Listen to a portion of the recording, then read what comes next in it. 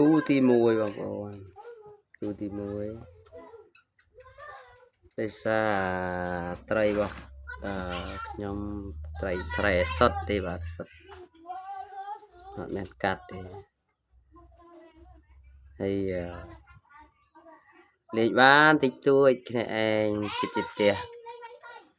បងប្អូននៅឆ្ងាយពេកដឹងលេងតាមណាទេ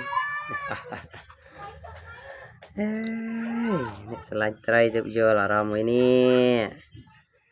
អែមមានច្រើនទេបងបានដូចចូល10គូដែរ20គ្រាប់ជាងទុកលេងហើយដាក់អន្សមដូចឃើញបងមួយគាត់ខមមិនចង់លេងជាមួយតែនៅឆ្ងាយពេកបើនៅជិតអីមិនអីតិចតួចលេងគ្នាបាននិយាយហើយបងខ្ញុំស្រែសុទ្ធទេ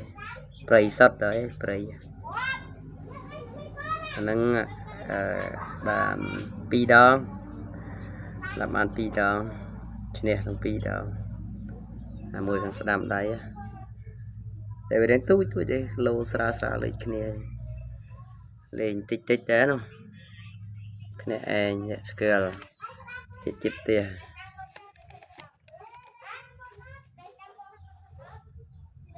នេះថ្មីដែរនេះថ្មីតែចូល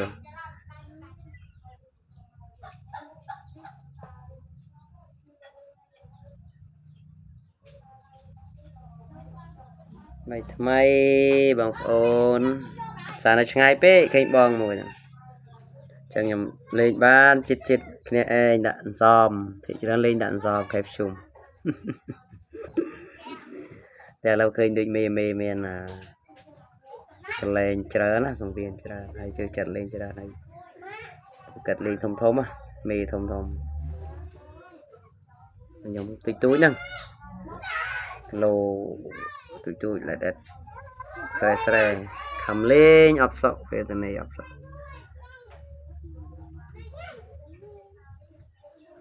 ហើយមេមានបាត់សតច្រើនជួយណែនាំផងការអញ្ចឹមការប្រហាត់អីខ្ញុំចង់ប្រកាសដែរប៉ុន្តែទើបថ្មីថ្មងក្លឹបប្រកាសដែរតែបរាជ័យចាំមើលព្យាយាមប្រកាសសាក់មើលរៀនប្រកាសសាក់មើល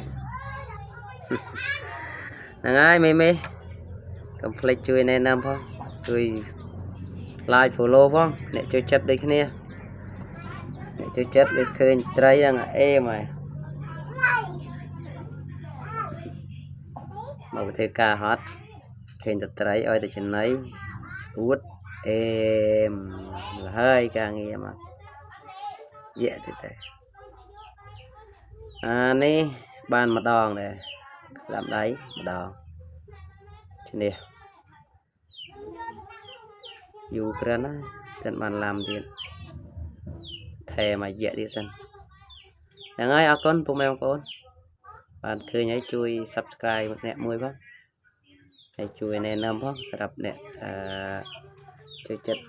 ចិនថៃដូចគ្នាអូខេបាយបាយមេជួបគ្នាបើសិនជាមានឱកាស